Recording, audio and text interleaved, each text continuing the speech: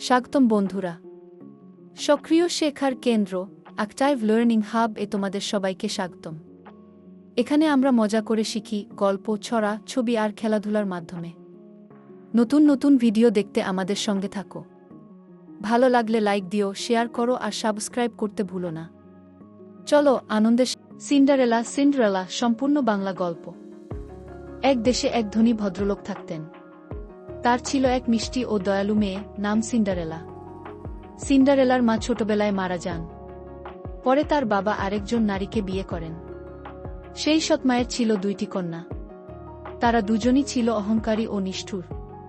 কিছুদিন পর সিন্ডারেলার বাবাও মারা যান। তখন থেকে সৎমা সিন্ডারেলার উপর অমানবিক আচরণ শুরু করে। তাকে সুন্দর জামাকাপড় পরতে দেওয়া হতো না, ভালো খাবার দেওয়া হতো না। সারাদিন ঘরের কাজ করতে হতো, ঝাড়ু দেওয়া, বাসন মাজা, কাপড় ধোয়া। রাতে সে চুলার পাশে ছাইয়ের মধ্যে ঘুমাত, তাই তার নাম হয়ে যায় সিন্ডারেলা গু।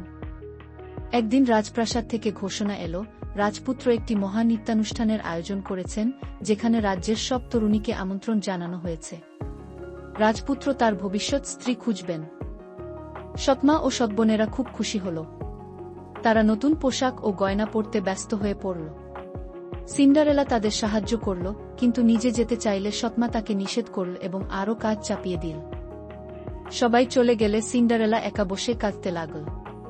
ঠিক তখনই হঠাৎ এক জাদুকরী পরী হাজির হলেন। তিনি সিন্ডারেলার দুঃখ দেখে সাহায্য করতে চাইলেন। পরী কুমড়োকে রথে, ইঁদুরকে ঘোড়ায় আর ছেঁড়া পোশাককে সুন্দর গাউনে রূপান্তর করলেন। সিন্ডারেলার পায়ে দিলেন কাচের জুতো।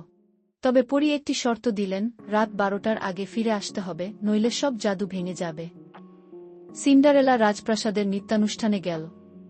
তার সৌন্দর্য ও ভদ্রতায় রাজপুত্র মুগ্ধ হয়ে গেলেন। তিনি সারারাত শুধু সিন্ডারেলার সঙ্গেই নাচলেন। সৎবোনেরা চিনতেই পারল না যে সে তাদেরই অবহেলিত সিন্ডারেলা। হঠাৎ ঘড়িতে 12টার ঘণ্টা বাজতে শুরু করল। সিন্ডারেলা তাড়াহুড়া করে পালাতে গিয়ে একটি কাচের জুতো ফেলে যায়। রাজপুত্র সেই জুতো তুলে রাখেন। পরদিন রাজপুত্র ঘোষণা দেন, যার পায়ে এই কাচের জুতো ঠিকমতো ফিট হবে, তাকেই তিনি বিয়ে করবেন। রাজ্যের সব বাড়িতে জুতো পরখ করা শুরু হল। সৎবোনেরা অনেক চেষ্টা করেও জুতো পরতে পারল না। অবশেষে সিন্ডারেলা জুতো পরলে তা একেবারে ঠিকমতো ফিট হল। অন্য পা থেকে সে আরেকটি কাচের জুতো বের করল। রাজপুত্র বুঝতে পারলেন সিন্ডারেলাই সেই রহস্যময়ী তরুণী। তিনি সিন্ডারেলাকে রাজপ্রাসাদে নিয়ে গেলেন এবং ধুমধাম করে বিয়ে করলেন। সিন্ডারেলা সব কষ্ট ভুলে সুখী জীবন শুরু করল। সে তার সৎমা ও সৎবোনদেরও ক্ষমা করে দিল। গল্পের শিক্ষা: ধৈর্য ও সদয় মন সবসময় বিজয়ী হয়। অহংকার ও নিষ্ঠুরতার পরিণাম ভালো নয়।